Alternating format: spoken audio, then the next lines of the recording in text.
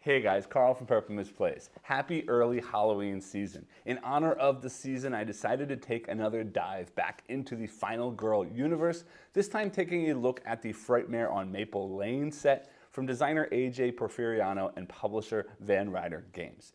You may or may not have seen on this channel, I did cover the sort of core set with the Happy Trails Horror Hans the Killer set. And for the most part, I was a pretty big fan of what was going on in there, so I was very excited to try out more of these sets. As a fan of the Nightmare on Elm Street series of movies, this one is the one that's sort of themed on those movies. I was excited to see how this changes things up, what kind of twists this one brings.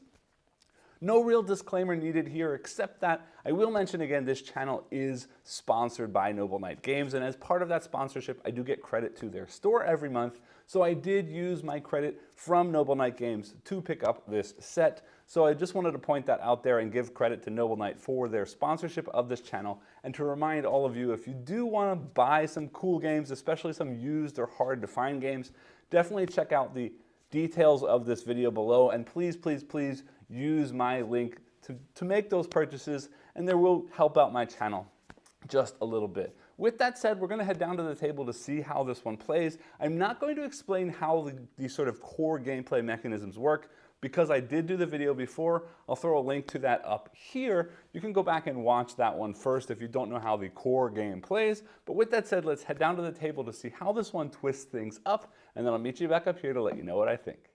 All right, so as this is my second video now of Final Girl, I'm not going to walk through sort of the core setup, and I'm also not going to teach the core rules of the game, but I will show the sort of specific scenario setup stuff as needed. Here you'll see I'm playing as Sheila against Dr. Fright in Maple Lane.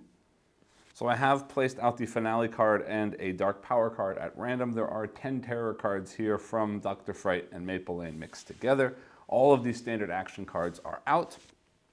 Sheila starts with 6 hit points, so I've got 5 hearts and 1 special. He's got 9, so we start with 8 and 1 special. This tells me I'm starting at level 4, which this is marked at on the horror track. I am starting with 6 time. This starts down here at the bottom like that. And now to finish setting up for the specific Dr. Fright and Maple Lane sets, Maple Lane, you'll notice, has 4 different item locations instead of the standard 3. So when playing with Maple Lane, I will take the item cards, give those a good shuffle, and because there are 4 locations, I'm going to be placing 3 items in each location, just like the normal rules, 2 face down in each location, and then the top 1 face up. Next, I also need to place out all of my stuff on the board, so I'm going to take the setup cards from Maple Lane, giving those a shuffle. And for this game, we will be playing with the setup card Revenge that looks like this. And then I will set up the board exactly as shown on there. And then also selecting or drawing our event, our first event of the game. We may have more. We've got, it's raining. Everyone get inside before you get drenched. Panic victims in the intersection. Then move every victim that is on a street space to its adjacent house. These houses are something special for this version of the game. There are no victims in the intersection to panic because the killer is there already, but it does say that every victim on a street, I'm going to discard this right over here, every victim in the street will rush into a house, which is actually going to make things quite a bit interesting and different than planned. This guy's running in there, they go into this crowded house. This one goes into this crowded house, and this one comes into this house with me. So everybody's inside because it's raining. So much for the killer having a play day because there's lots of people out in the streets with them. Now we're all hiding inside because of the rain. That might make things interesting. But anyway, continuing setup. When playing with the Maple Lane set, in addition to the normal actions, we also add in, you'll see I have 1 empty space, and that's because we've got this Convince card. Convince is a new action for the Maple Lane set only because, as I mentioned, all of these orange spaces in each of the 4 quadrants are houses. And people don't take kindly to you just walking into their house. So we can't just use a move action to move into a house. Instead, we're going to have to take a convince action. Convince action generally going to let us go into a house, may let us take an item automatically when we go into the house. When we leave the house, we will just leave using a normal move action, not a convince action. It's also worth mentioning while I'm talking about the houses, these items are in not specific locations. It used to be, or in other maps, the orange locations have specific items connected to them. In this case, each stack of cards represents a quadrant of the map. So northwest, southwest, northeast, and southeast. And any of those houses in that area will allow you to use that deck. Except that when you search a house, you will then put an X token on it saying that you can never search there again. So basically each of the houses contains one item, but based on the regular rules of the game, if you roll well, you can sort of take the top two and choose which one, and then you put the next one back. But you'll have to pick that up at a different house some other time. So that's all the extra setup for the Maple Lane. Now there is one more extra setup for Dr. Fright, and that is this Awake and Asleep Boiler Room deck. So you need to take the 4 Boiler Room cards face down, give those a shuffle. And then on top of that, to start the game, I will be awake. And I'll set those over here and explain how those work later when we get into it. But I've already sort of talked about the difference of Maple Lane, and that is this idea of houses, needing to use convince to go into houses, and then that the items are in quadrants and one item per house.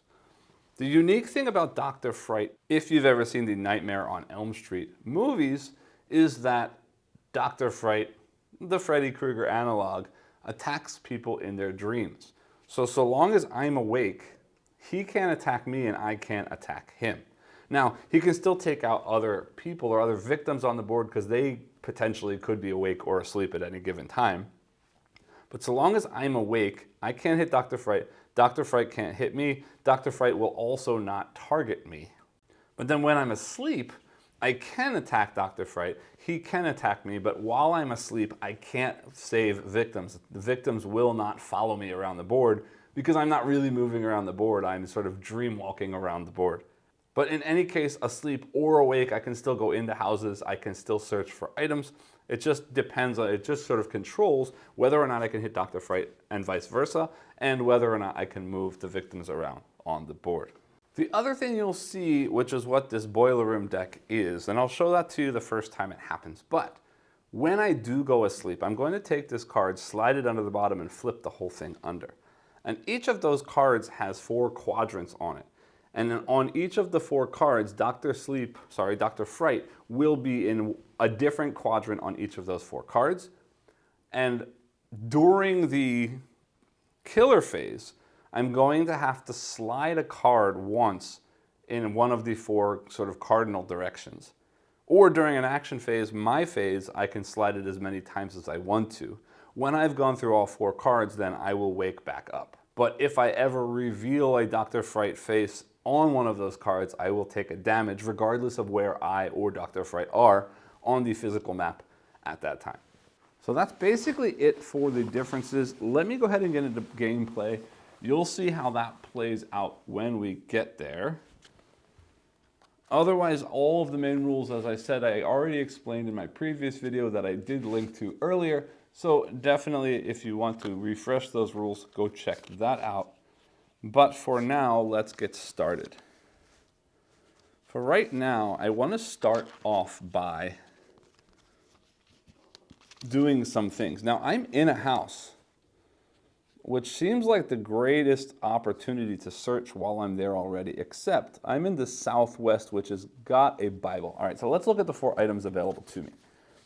In the northwest, I've got a megaphone that says once per action phase, you may move any victim on the board 1 space towards you. The Bible says you get to +2 dice when resolving a convince, means it lets me get into houses earlier. I guess I'm a Bible salesman or a traveling priest of some kind. The lucky dice allow me to discard the card to re-roll any or all dice. And the rifle is cool. The rifle is a ranged weapon, but it doesn't modify an action card like normal weapons do. Instead, it's a 2-use weapon that so long as I am outside and the enemy or the Dr. Fright is also on the street, from the street to another street space, up to 3 spaces away, I can roll a check, a horror roll, that if I succeed, I will do 2 damage to Dr. Fright. Again, 1 to 3 spaces away on a street space. But it does cost 1 time to fire, and you can see based on the circles here, you can only use it twice. But that's still pretty awesome, except that that's in the southeast, and I'm right now in the southwest. Now, I could always search and hope to get something better, but realistically, I think I might start moving around because they can't do any damage to me. I'd like to get the horror track back some before I start doing real things. So I'm going to start with a focus action. I am rolling 2 dice for now to start. And of course I rolled junk, but I do get a sort of half success. And right now I have no reason to short rest. I should mention, with the awake and asleep, the way that I go to sleep is either if a terror card says something that causes me to go to sleep, an event card somehow causes me to go to sleep, although I don't know if there are any of those, sorry, because those are Maple Lane and not Dr. Fright, or if I take a short rest or a long rest, I'm putting myself to sleep. So I'm going to spend a short rest, which I don't really need right now, and a weak attack, because I can't hit him at the moment anyway, in order to activate that focus. 1 success, pushes back 1 there, and does take up 1 time. That said, I'm still going to try it again because I really do want to get back as far as fast as I can. Again, rolling 2 dice, and I get 1.5 successes, but I'm not going to spend any more cards. I'll tick that down 1 and tick that back to level 2. Now, I am going to save 1 walk, I think. But I'm going to try and get a walk. If I can get a double success, that's great. If not, I may actually end up using the other walk. But let's see what happens. No successes. So that means I can move a space and take a damage for 2 time, or just waste 2 time. I've got a lot of health, so let's take the damage, lose 2 time, and move 1 space with them. Except that concerns me because they can come and kill that victim, so I'm going to try and walk 1 more time. Rolling 2 dice, and ooh, double success. That's kind of cool. Yeah, let's do it. We're going to walk here and save that person. I am spending just 1 time, so I'm down to 1 time. Now, I rescued this person means I get to trigger something. I can take an improvised card.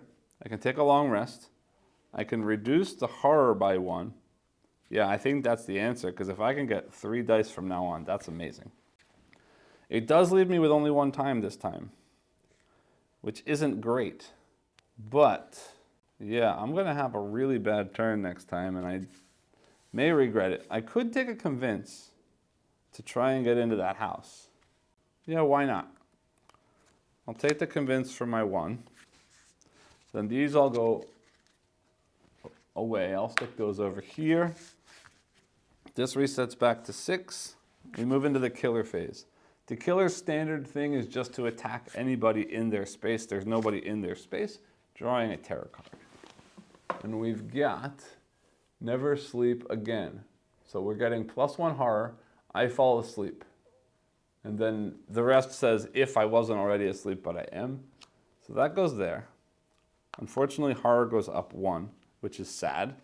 And now the way that this works is, this has already been shuffled. I'm going to take this card, slide it in there, and flip it over like that. Now, again, behind here are boiler room cards with 4 quadrants, and in one of those 4 quadrants on each card is Dr. Fright, in a different quadrant on each of the 4 cards. Now we are in the killer phase. I am asleep, means I need to decide a direction to slide, and I'm going to decide to start by sliding straight down. So I'm going to slide this top card down to the middle of the card. And unfortunately, we just found Dr. Sleep. I keep calling him Dr. Sleep. Dr. Fright in the top left corner means I am taking a damage. But now I know that none of the other cards have a top left corner. So that goes there. And I am taking one more damage, which is not a good thing. Panic phase, nobody died, nobody panics. Upkeep phase, there are cards left, no finale is resolved. I don't have any items to rearrange, so we move back into the action phase. Again, and all I have is this card, Convince. Well, I'm gonna spend that Convince and try and go into the house. We'll see what happens. All right, so we got one success. So I get to enter the house and lose one time. So I've got 5 time, I'm in that house. And now I've got 5 to spend. I'll take search for 2. I will take, a sprint for 2? Maybe.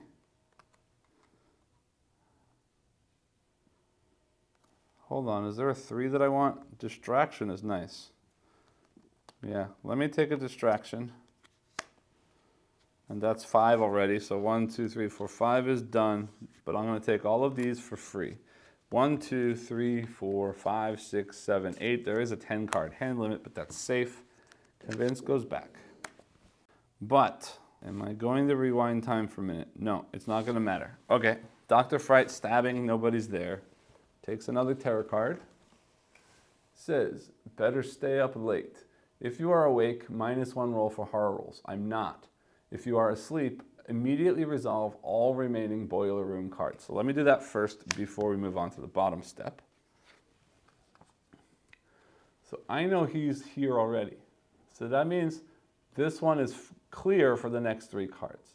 So sliding to the right or sliding down is the best sort of option probably.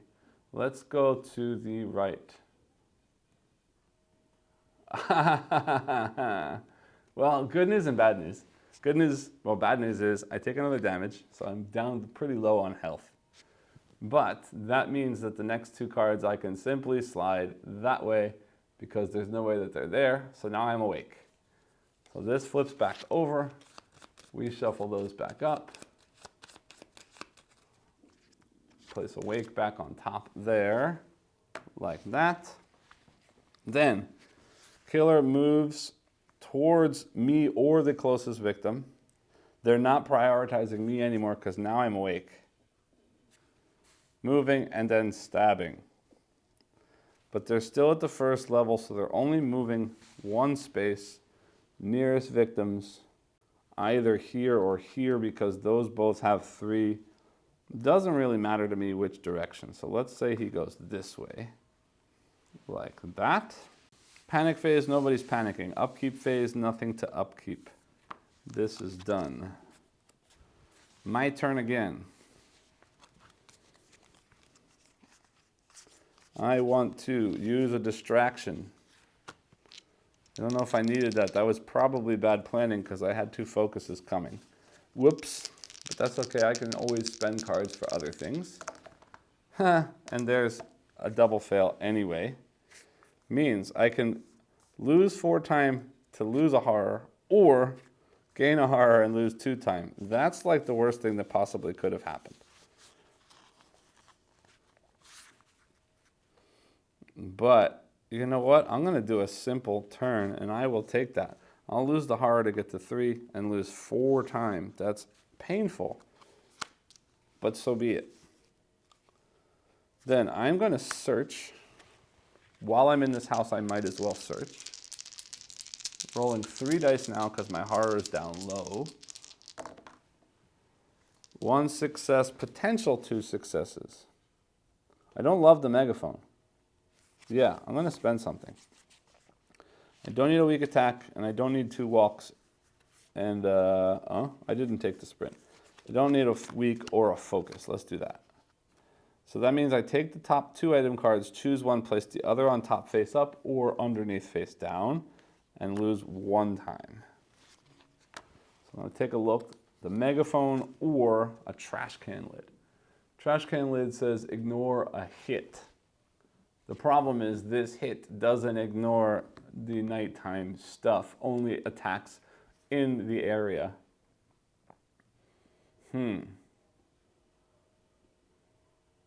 I don't know. Yeah, moving people. Once per action phase, you may move any victim on the board one space.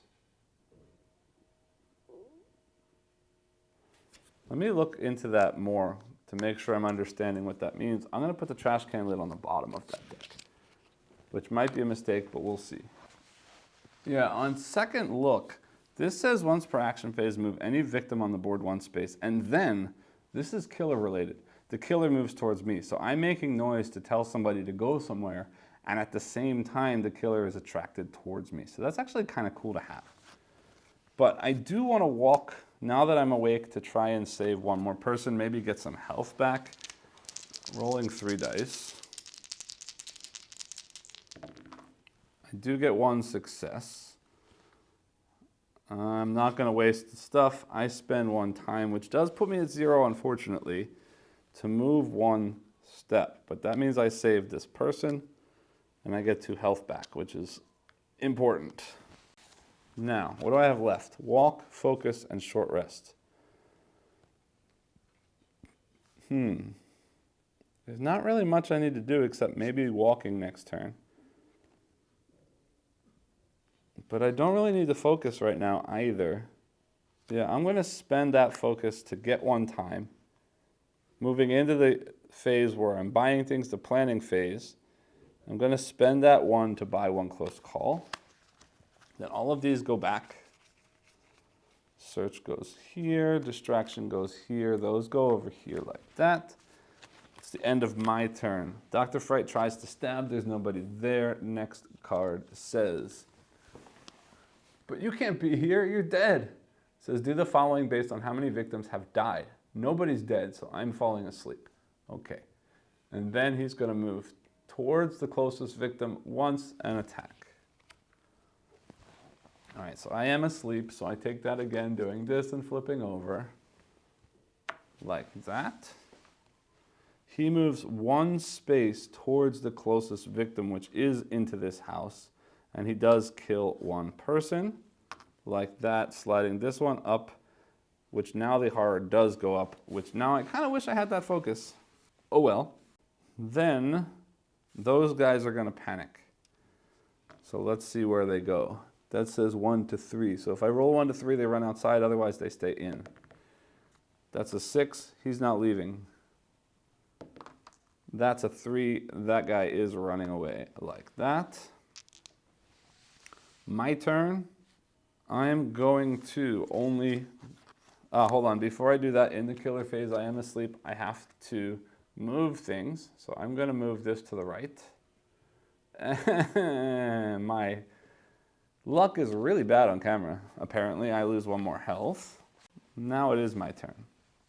And I am going to try and walk, but I am down to 2 now instead of 3. Rolling again. I'm hoping to get up here so I can get up here to get some... oh, that's southeast. Not northeast. I could get down over here. Anyway, I'm trying to aim in that direction. Nothing. What happens if I walk in nothing? I can move if I take a damage. I don't want to do that. And I don't know that I want to spend a close call. Yeah, why not? I'm rolling 1 more time because I'm losing 2 time either way. Whoops, this should have reset to 6, sorry.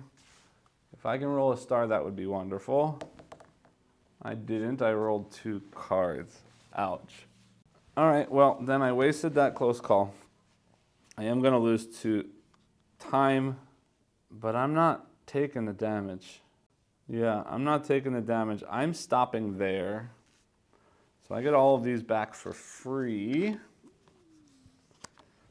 And I can spend 4. I want to sprint. 1, 2. I'll take a convince, 3, and a close call like that. Let me double check my hand. 1, 2, 3, 4, 5, 6, 7, 8. That goes there. Dr. Fright stabs means that guy, unfortunately, did die. Going up 1 more time. Drawing the next terror card, which says, it's too quiet. We are increasing focus, or sorry, horror. Then they are moving towards me twice. And then it says, if they're in the same space as me, horror goes up again. They're moving twice each time now. So 1, 2, 1, 2. That means horror goes up again. That's not great, guys. All right. Then, megaphone. Once per action phase, you may move any victim on the board one space. I'm going to move this victim here, because then they're going to move towards me, but they're already at me, so that's fine. I want to sprint. Rolling 2 dice. Sorry, that should be back to 6. No, I failed. I failed. Do I care? Yes, I care, because I don't want to take a damage. So I'm going to use that for one time to roll both of them again. And I'm not paying attention because I'm sleeping, so... Yeah, that was a mistake. Hold on. Before I do the sprint, and I know this is retconning and I know it stinks because I failed the first roll and I'm re-rolling now. Remembering that I get a re-roll right now, on my action turn, I get to do this as many times as I want to. I'm going to try and wake up before I do this sprint. So I'm going to slide to the left one more time. Okay, great. So that means the bottom 2 cards, one of the bottom 2 cards is this top corner. So I want to slide up next. And of course I hit that guy. So I take 1 damage. Then both bottoms are safe, so if I slide up one more time, there's nothing there for sure. I wake up.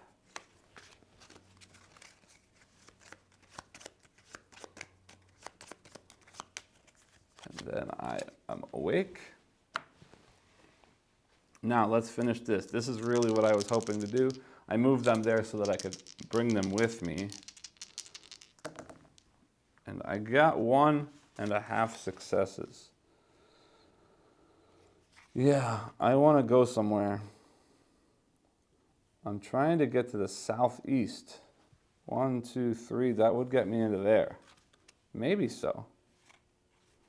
Yeah, then let's spend 1 weak attack and 1 walk to take that for 1 time move 3 spaces. So I go to 4 and I go 1, 2, 3 like that.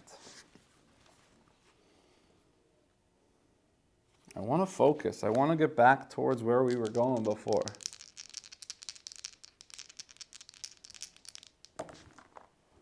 Yes, there's a success. I'm good with that. This goes back 1. I go down 1. Although if I spend 2, hold on a minute. If I spend these 2, which I don't necessarily need right now, although health is an important thing. If I spend those 2, I get 2 more time instead of losing 1 more. Yeah, I'm going to do that. So that goes back up to 6. I'm not doing this right now. Yeah, I'm not doing this right now. I'm spending 6. So I want to search. 1. That's 1, 2. I want that distraction so I can go back again. Yeah, let's do it. 3, 4, 5, and then a close call for 6. These go back. Focus, short rest, focus, sprint goes here, walk, weak attack goes there. All right, that's my turn. He stabs here, nobody's there. Whoops, that's backwards. That was me. He stabs there, nobody's there. Next card says, it came through the yard. So he's going to move once towards the closest thing and stab. And then if they're in a house, they go to a different house in the same quadrant with a victim and stab again. All right, so moving closest, he's got 2 steps towards the closest victim. This one's far away. They're trying to get to this house. 1, 2, nobody's there, stab. They're not in a house. Nothing else happens. But then finally the last step is another event, which is the boyfriend. Everybody's favorite. He's sort of clingy and always wants to talk. It says, place this special victim in the boyfriend's house. This is your boyfriend. If the killer would target you, the killer instead targets the boyfriend. During upkeep, move the boyfriend 2 spaces towards you. Then if the boyfriend's in your space, lose 2 time. What a waste of my time. All right, so the boyfriend is now at the boyfriend's house. But the killer wants to kill them before me, so that's good. Let him do that. Panic, nobody panics. Upkeep, nothing to upkeep. My turn. I need weapons. That rifle looks interesting. I'm going to try and convince. No, I'm not yet. I'm going to distract. Because if I can get a double success, I get a 3rd die, which would be nice to have again. And of course, I get a whole lot of nothing. I'm going to use the close call and 1 time. This might be a mistake, but let's do it. And again, same nothing. So I wasted a card because I could have done something, but nope, no distraction happening. Which means I can, for 4 time, distract. Yeah, because I don't want to go on forward. That may be a mistake. Again, I'm doing really bad this game. But I will try and convince my way into the house.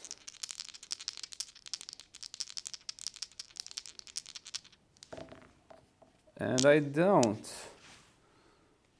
So I can go inside if I take a damage. Yeah, maybe so.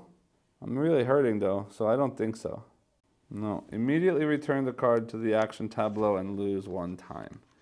Which stinks, because now I have 0 time. The good news is I have lots of stuff coming back for free, so I'll get all the free stuff. Resetting that back to 6. This distraction goes away. What a waste. Killer is stabbing nobody. Terror card flips over, says, but if this is a dream, then I can, if you're awake, immediately discard this card and resolve the next terror card. Slasher. All right, so he's aiming to stab me or anything that's in his space. There isn't anything. Then going for me or the victims, 1 move and a stab. And then it says all victims that are not in a item space, in this case a house, panic. So it says if the killer would target you, target the boyfriend instead. Except that this is me or a victim, and the closest victim is actually here. So the killer is with me and kills the person that's standing right next to me. That goes up 1 more. Horror goes up 1 more. All the victims that are not in a house, there are none. Yeah, it's annoying that all the victims that I want to save are in a bad place. And I want to try and get here, I think. Yeah, we'll see what happens. That's that. Except during upkeep, which is happening right now, the boyfriend is moving 2 spaces towards me. 1, 2, like that. All right, my turn. I am awake. Searching doesn't do me any good. Wait a minute. Oh yeah, I still had that search. I'd like to walk somewhere.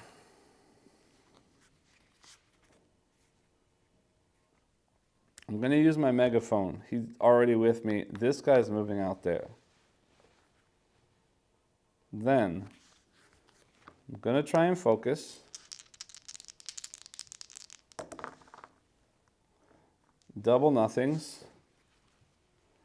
But I can spend a weak attack and a walk to push that back 1 for 1 time. I don't really want to sleep. It may be a mistake, but I'm focusing again.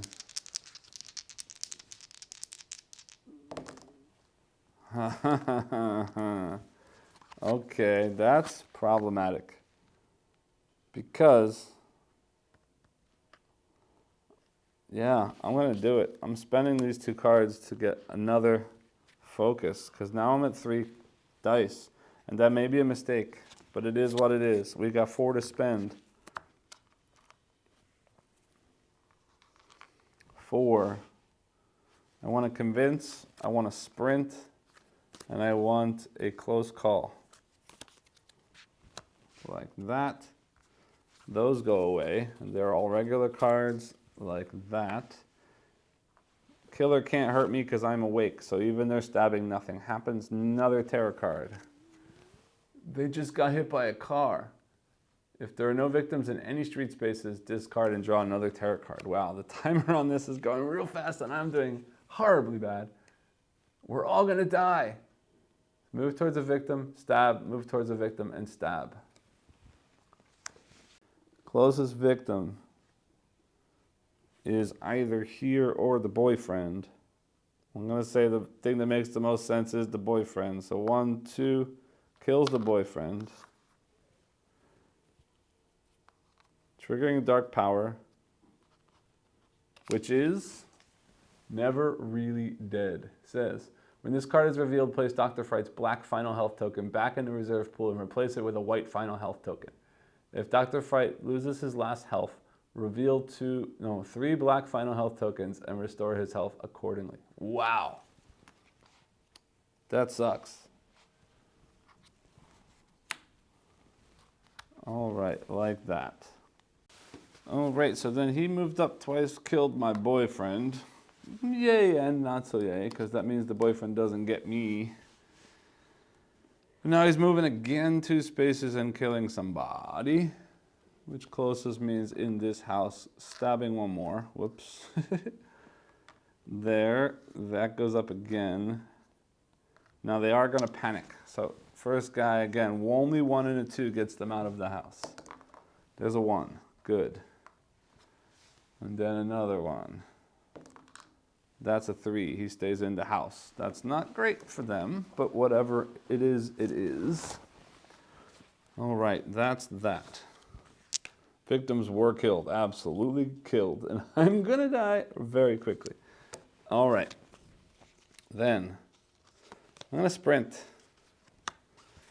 I wanted to go in one of these houses and get the rifle, but I think I may instead sprint up here, taking them out, and go into the boyfriend's house instead. Let's try that. Sprinting, I get 3 dice. And of course, on 3 dice, I roll absolutely nothing. Sorry, that should be at a 6. I have to use that close call. Rolling 3 dice and taking a guy out. 1 success. Where was that person?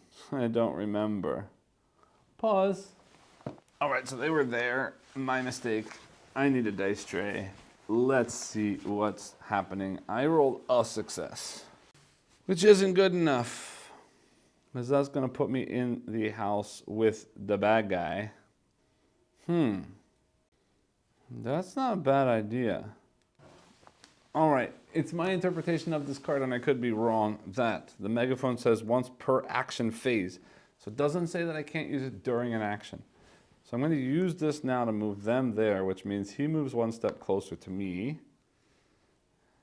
And now I do 1, 2 like that. Yes. And I'm going to try and convince my way into this house up here.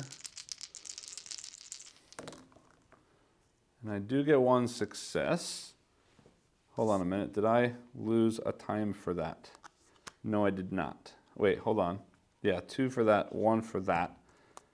Now 1 here to go into the house. And then I'm searching.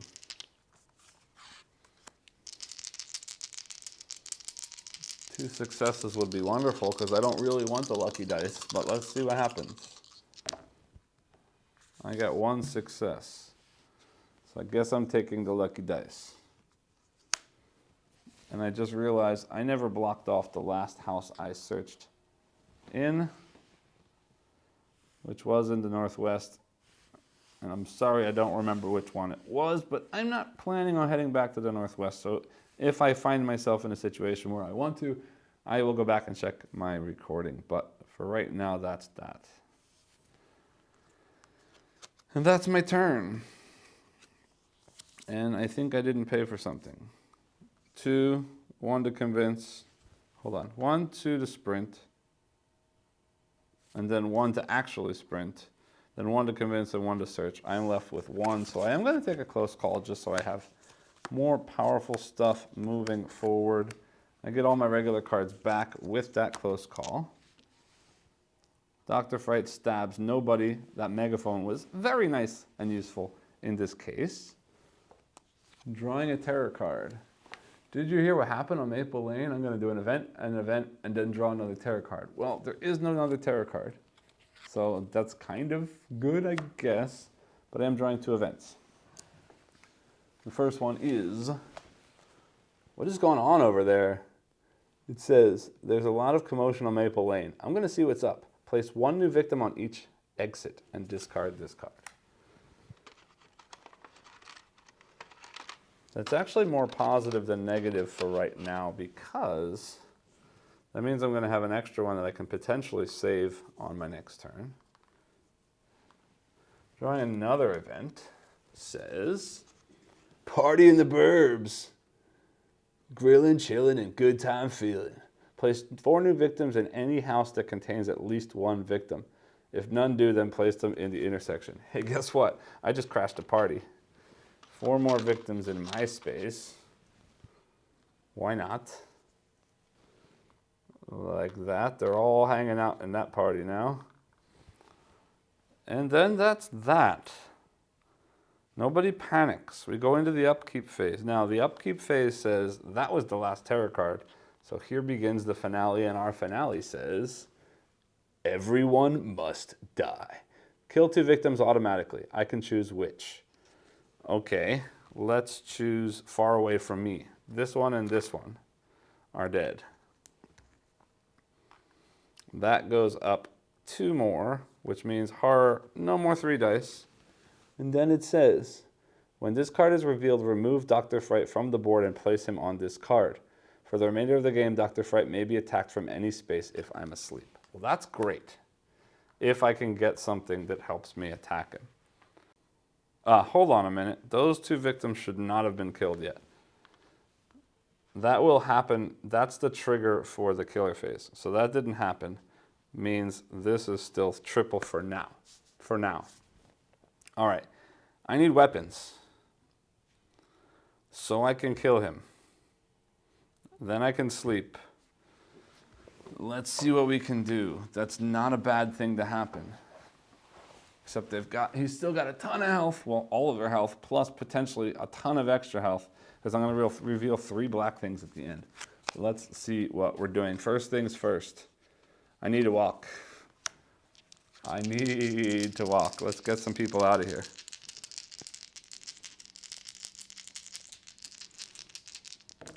Whoa, dice off the table. 1 success, 1 half success, and 2 successes. That's brilliant. Okay. That had to reset to 6, goes down 1, I move twice. So I'll take 2 people out into the street, and then I'll take 2 people with me here, and that means I can save 4 people. And doing so gets me, take an improvise action. How many cards do I have? 1, 2, 3, 4, 5, 6. Take an improvise action, get 2 additional time, 1, 2. Take the long rest action card. And then move 1 space. But I don't want to move 1 space because I want to go southeast to get that rifle. But moving 1 space means I could potentially save another person.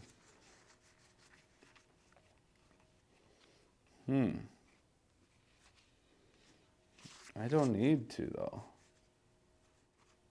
Yeah, I don't need to.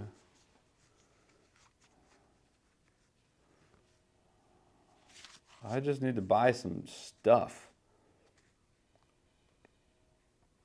I need to start killing. First things first, though, this flips over. which now, every time I save somebody, I get horror. And if I discard cards, I get 2 action instead. But I'm already at 7. Let's see, 6, 7, 8, 9, 10, 11, 12, 13. I can't get above 12. But I want the long rest, I want the improvise. I don't need focuses. I'm not asleep, so I can't hit him with the weak attack yet. Whoops, I didn't mean to put the focuses in there. But 1, 2, 3, 4, 6, 7, 8, 9.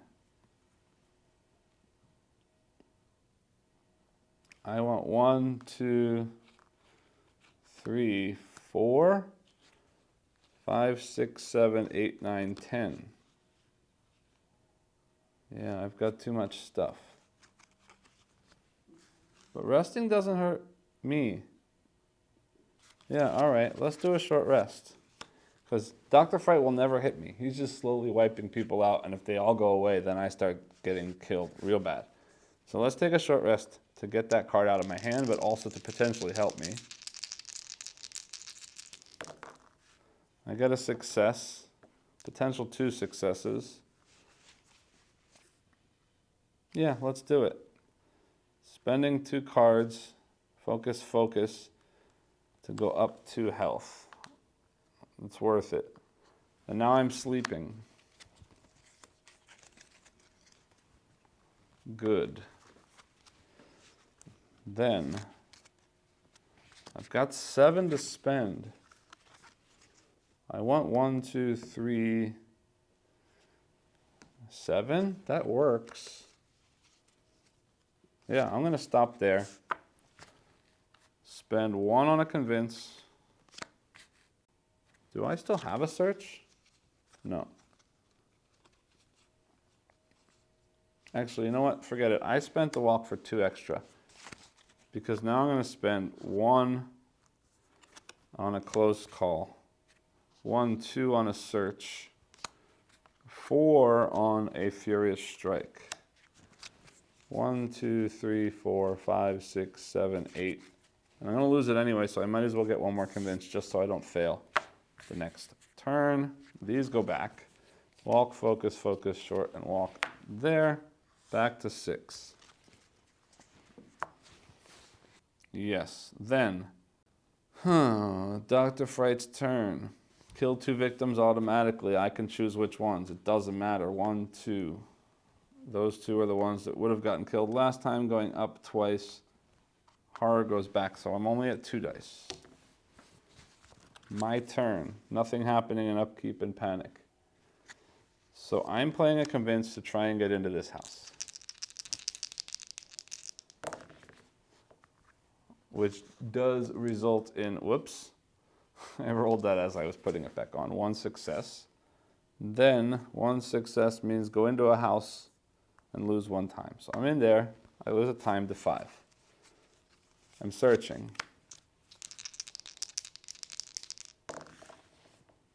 I can take a top item, increasing the horror twice and losing 2 time, or trash 2 things. I don't need a long rest, and I guess I can get rid of this convince since I'm already in the house. So now I use 1 time to take the top item, which is the rifle. And while I'm doing that, I'm allowed to rotate or switch things out. So I'm doing that. I get 2 uses of a rifle. Then I'm trying to do a furious strike. Because if I can, with a double star, I'll get my 3rd die back. 1 star only, but I'm going to use my close call, 1 close call, to re-roll the other die. Which unfortunately is a 2 card. But 1 still gets me a thing. That was stupid. Oh well. But that ends my thing. That's a shame. Yeah, that's okay. All right, so we get a furious strike. which just does 1 damage and pushes this back 1. So he loses a heart. But that's the end of my turn instantly.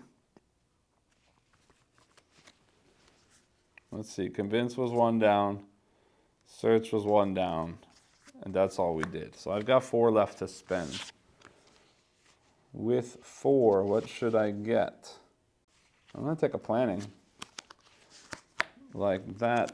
I get all of these back too. Let me count though first. 1, 2, 3, 4, 5, 6, 7, 8, 9.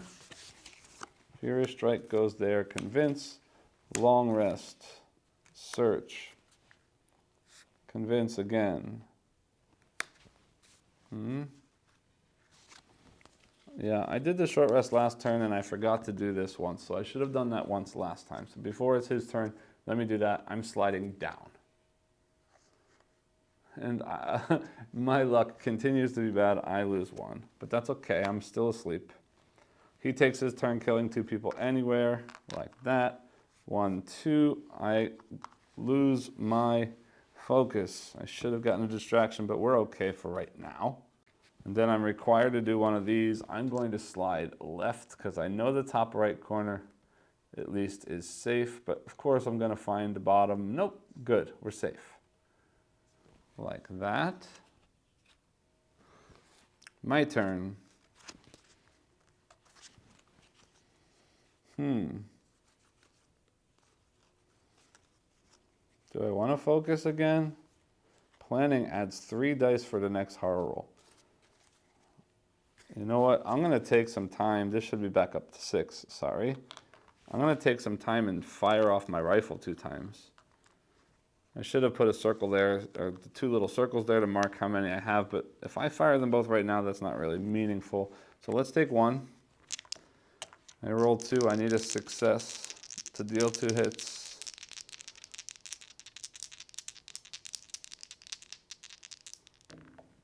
And there's a success. He loses 2 health. Now I did check this. It says street on here, but because this says I can hit from anywhere, that counts. So that's 1 down.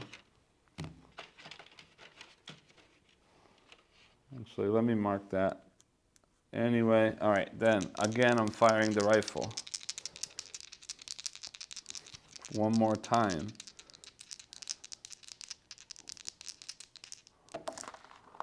And I hit.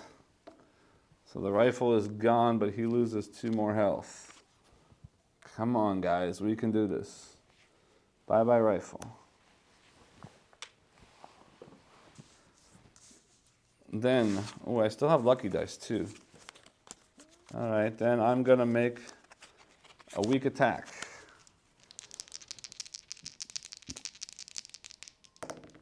Which hits again. I take a damage or I spend 2 cards. Yeah, I'll spend 2 cards. I'm not walking anywhere. 2 walks, so I don't take a damage. He hits again. Alrighty, let's see. I don't need the short rest. Planning is nice, but I want to wait.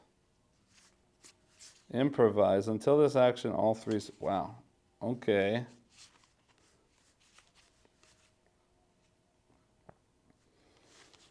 Then I'm going to try 1 focus.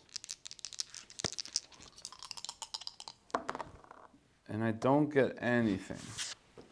Unless I spend 2 cards. Yeah, I'm going to spend 2 cards. I still lose 1 time, but I gain 1 focus. I've got 3 to spend. And this is where it hurts that I shouldn't have done that. Yeah, you know what? No. Undo that.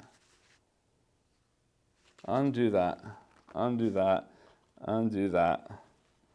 I'm going to spend my lucky dice. This might be the wrong time to do that, but I'm going to do it anyway. Yeah, and that bit me in the butt. All right, then forget it. I'm losing two time instead because I'm going to spend those 2 cards for 2 time each to go back up to 6. And I'm going to use that to take a critical blow this time. And these cards all go away.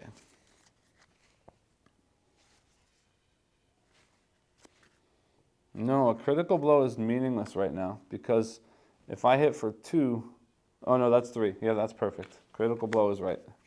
Focus, short rest, focus, walk, walk, weak attack are all regulars. Those are my cards, like that. Killer phase, he kills 2 more people. 1, 2. Goes up and resets this. And goes up again and resets this.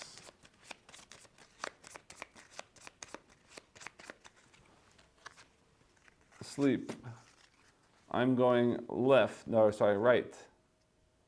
And there he is again. My turn. I'm playing improvise.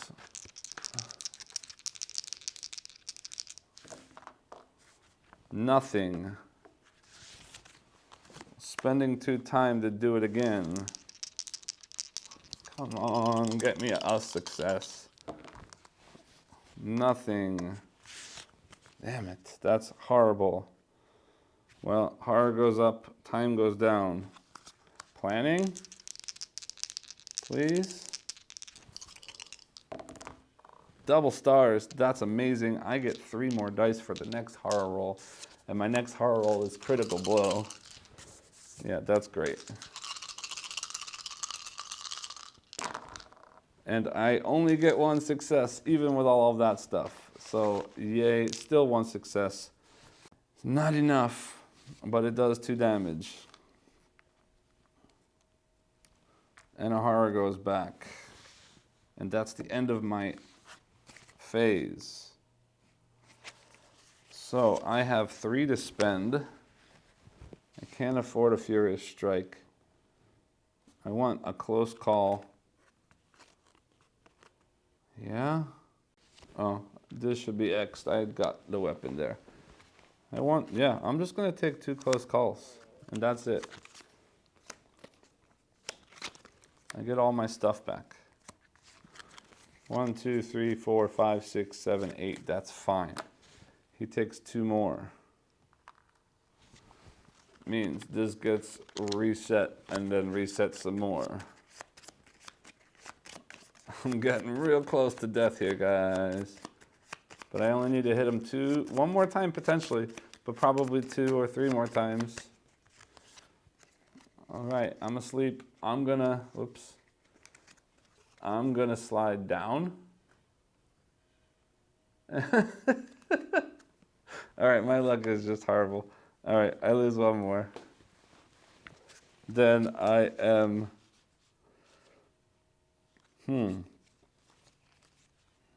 weak attacking. I only get to roll 2 now, though.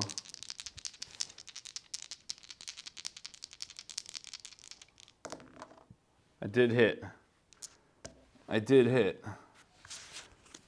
do want to close call it, though, because if I can avoid taking damage, that would be smart. I don't, so I'm going to stop there. I will take the damage, which puts me at 1 heart, but that's okay, because I do have a short rest, which I'll use in a minute. I hit him. Then it says, if they lose their last health, reveal 3 black final health tokens from the reserve and restore accordingly. So I will bring in everything from the reserve on screen like this. So I'm not cheating, mixing them all up. And I'm going to draw 3 of them. 1, 2, 3. All right, so they get 2 health back again. So that means 1 of those and 1 of those, and that is their final health for the game. Great. Sorry, this should be at 6. Then, I need a short rest for sure.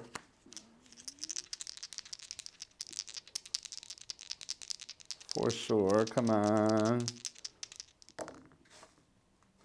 2 cards to short rest. That's great, I'll do it. Bye-bye, walk, walk. Walk, walk gets me 1 success, means I lose 1 time, I get 1 health back. Like that. Okay. I stopped there. I've got 5. I want 6, so I'm going to spend, this should not be there. I used that this turn. I'm going to spend a focus to go up 2 more. Do I want anything else? Yeah, well, I'm taking the critical blow. And I'm also taking a convince just so I have an extra card if needed. That's 1 and 6 is 0. That resets. These go back. Like that. All right, he kills the last 2 victims. It's just us now. If I don't win this turn, I die next turn when he does 4 damage. This resets twice again. But the good news is I can only take 1 damage. Let's see if this is the one chance my luck actually works, holds out. I'm sliding left. No, up. I don't think I've ever done up, have I? Let's see. Up it is. Of course. If I had gone left like I said so, I wouldn't have gotten hurt. But anyway, he hits me, but that's okay. I still have 1 health left. Then I'm going to finish the game, potentially. Either I win or he wins right now.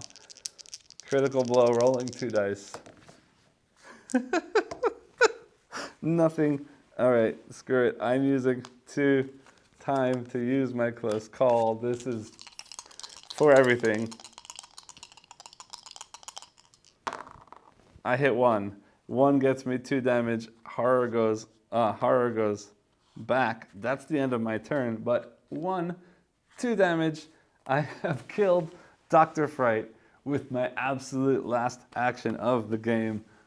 I think that worked out pretty well. I think that plays very nicely.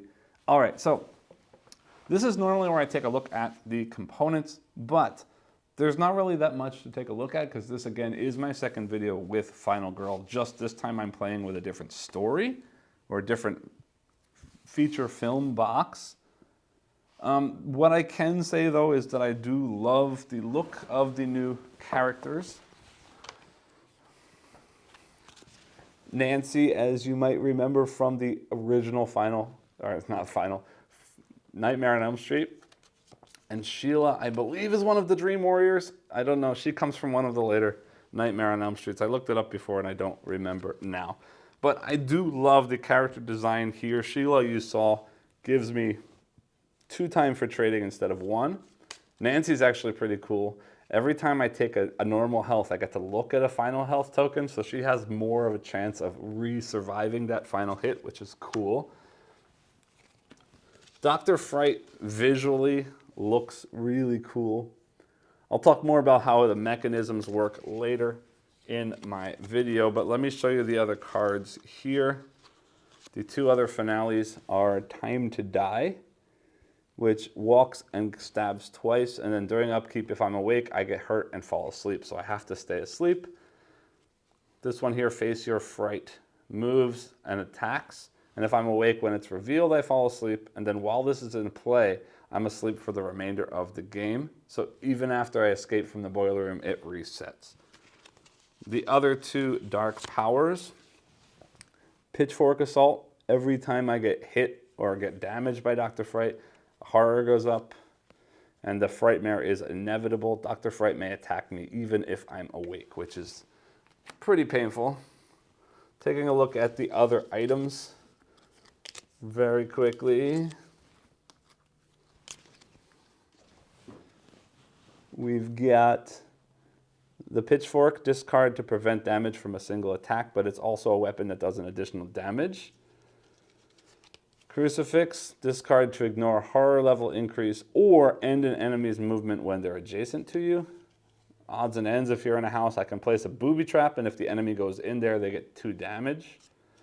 Machete, victims won't follow me, but it does 2 additional damage. That's a very powerful weapon. Knife is just a +1 damage.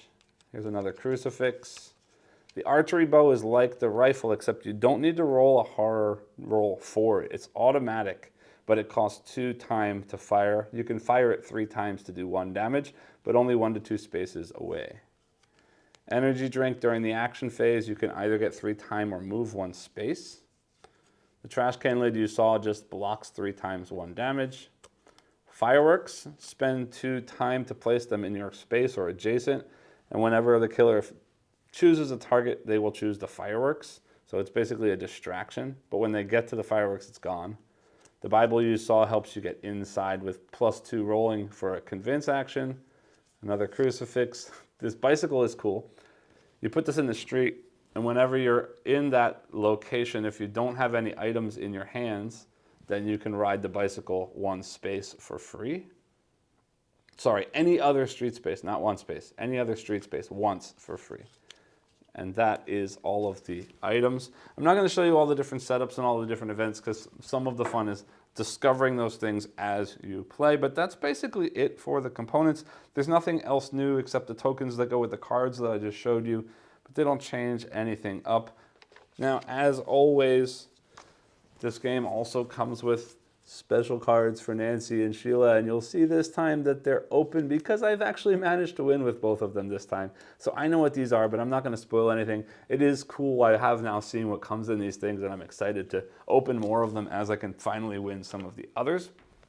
But that's basically all I have for the components. Meet me back up top, and I'll let you know what I think about the game.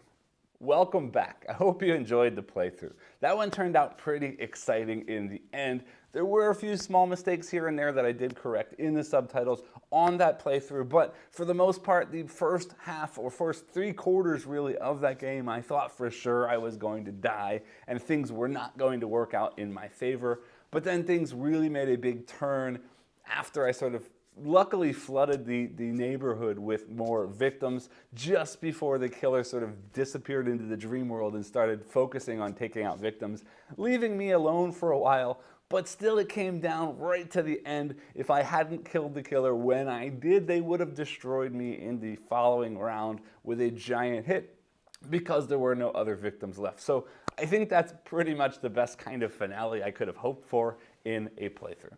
So with that said, let's talk about how I feel about this sort of game, and more specifically this film set or this movie set for this game. Feature film, I think, is what they call them. I'm generally a pretty big fan of this game. I want to go back a minute and talk about, most of you know that this is a sort of re-implementation of a previous game from Ryder Games called Hostage Negotiator.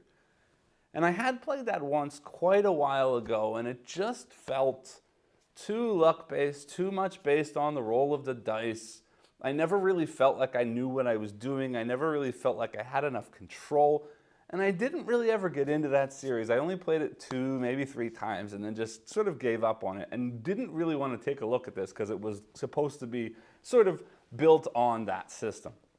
But I was pushed and I did finally try Final Girl. And if you watch my review of the Hans and the Happy Trails horror set, you will see that I enjoyed it quite a bit. I really do like what's been added to the system on top of the Hostage Negotiator system, meaning the addition of the map, the addition of the moving around the board, the addition of sort of leveling yourself up as you're rescuing these victims, the addition of just the sort of theme of this, that you're sort of being chased or also pursuing a killer, trying to survive while also eliminating them, tying it in not only just to that kind of a theme, but then now that there are each of these different feature films that somehow twist the game in some way, thematically connecting to some sort of classic horror trope or classic horror film series or what have you.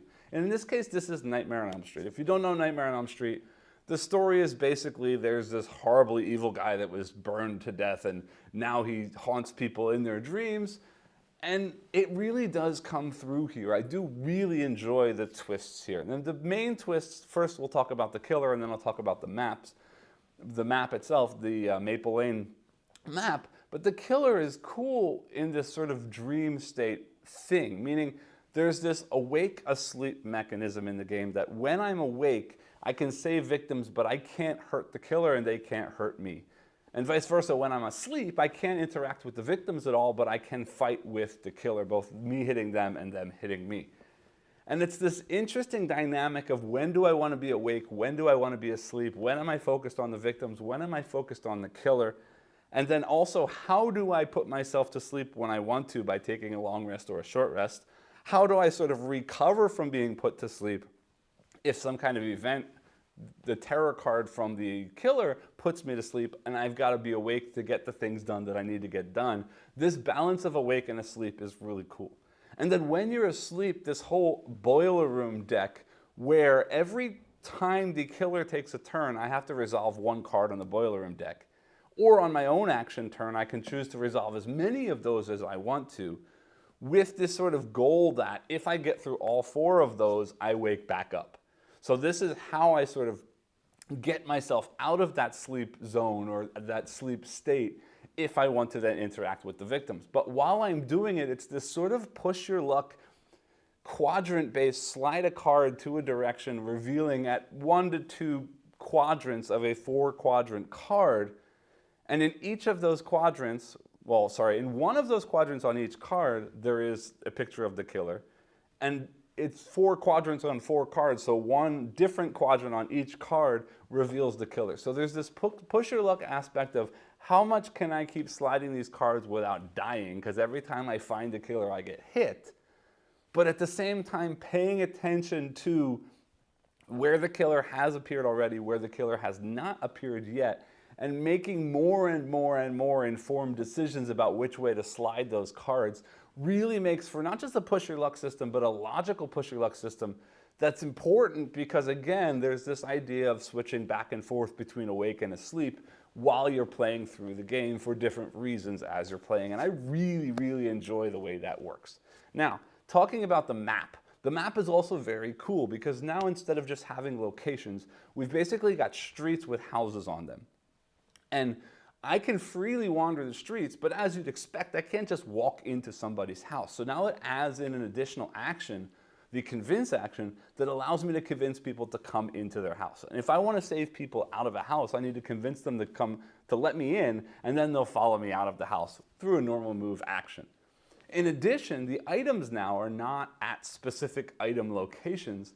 The items are in all of the houses, but there's only one item per house. So once I've searched a house to get an item, I can never search that place again. So in previous versions of this game, where I could just go to an area and, given enough search cards, continue to search through that area until I've gotten all of the items from that location.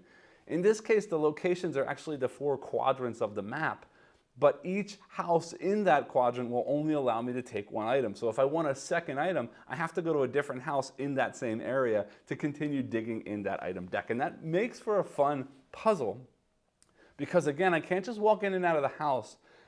That adds an additional action that I have to think about when I'm sort of shopping for actions, spending time to get actions. Now I can't spend time on something else because I need to spend time on getting a convince action.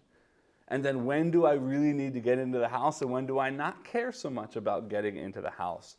And once I'm in the house, it's easy to move back out of the house, but then where do I go after that? If I need to go back into another house, I then need another convince action. So it adds this nice extra level of thought by adding an additional action into sort of my purchase phase, and also adding a little bit of a twist into sort of my movement interaction with the map itself. And it also sort of ties into things as well with the events that trigger about in the house or out of the house. There was the rain event where everybody rushed into the house. There is the party event where suddenly one house has lots of people in it. Just very interesting how the events tie into the location. And this is now only the second feature film that I've played, which means I'm starting to see more how even small little things can be tweaked to sort of fit the theme and work with the theme of the new set. And I really, really appreciate, without too much rules overhead, without too much changing of sort of the core mechanism, how these small tweaks can really make the game feel very different, but not only different mechanically, but also different thematically, tying in with the film series that sort of inspired that set. So I have to say that this one, more than the previous one that I reviewed, really makes me fall in love with this series. The Camp Happy Trails horror with Hans the Killer was a good entryway. It is sort of the core mechanisms, pure core mechanisms, but for me it was brutal, it was hard. I still haven't won that game and it just felt hard and I didn't ever really feel like I knew exactly what I was doing, and I still need to go back to it, and maybe I'll go back to it now with some of the final girls from this set to see how that switches up, or maybe I'll send Dr. Fright into Camp Happy Trails to see how that mixes things up. But that set was fun, but wasn't like exciting. This one, though, makes it more exciting. The push your luck aspect of Dr. Fright is really cool. The streets and houses aspect of the map is really cool. I enjoyed this set quite a bit more than I enjoyed the original, and I look forward to seeing more of the weird twists and special things that happen in other feature film sets. Now, if there's any complaint, it's not really a complaint for me because I just complained about the Hans set being very difficult. This one feels much easier than the other set. And it might just be that my playstyle fits the style of this game or this set better than the other one. But I've played this set, I don't remember, 6 or 7 times now, and I still haven't lost the game at all. Now, this one you just watched me on the playthrough was my closest yet. It was very, very, very much down to the wire. Very close call. I could have lost on the next turn if I hadn't won when I did. And it never feels like, wow, this is easy, I'm not doing anything. But even in this playthrough, when I thought for sure that I wasn't going to win, it worked out for me in the end. And again, it could tie into the way that I approach the game and that my approach to the game fits this style of, this version of the game better than the other. But I think there's also stuff in here that, from the randomness of the events and from the way that the victims fill out the streets and so on, it does tend to sort of help me out more than it helps the killer out.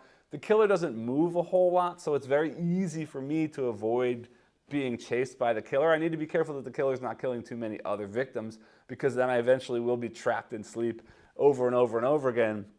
But for the most part, it's pretty easy for me to avoid the killer until I'm strong enough to then go attack and hopefully wipe out the killer. So if you don't want an easy game, or vice versa, if you like to have a more challenging version of the game, this one might not be it. But mechanically and thematically, I really do like this one better, much better than the Hans Camp Happy Trails set. And there's always the ability to sort of up the difficulty level by flipping the player board and by using the more difficult Dark Talent, I think is what the cards are called, Dark Talent card. So there is a way to make it more difficult if I want it to be, but realistically, I don't really need more difficult. It's still difficult enough. I still get the tension that I got before. It still ties into the theme of the horror stuff without feeling crushing and making me feel like I can never win, so why bother kind of feeling. But again, now that I have this and the original, I can't wait to sort of swap the killers from set to set, or the maps from set to set, or the final girls from set to set, and see how the different interactions of the different combinations works out. I'm also very excited to dig into more of these. So if you out there have any recommendations that you think I might enjoy, definitely let me know. And vice versa, if there are any of the sets of this that you are very interested in that you'd like to see more of, let me know, and I may be able to pick another one up from Noble Knight and get that recorded so you can see exactly what that set is and figure out if it is good or not for you. Leave those comments down below. Let me know which of these sets you'd like to see from me next. That's basically all I have to say about this. Again, happy Halloween. I hope that you enjoyed my sort of themed video this week, and I hope that this video was helpful for you. As always, if it was, I do ask that you like, subscribe, and click the bell icon below. One more time, sponsored by Noble Knight. This video brought to you by Noble Knight. Please use my affiliate link down below if you do decide to go shopping at Noble Knight. And again, thank you for watching. I'll see you next time.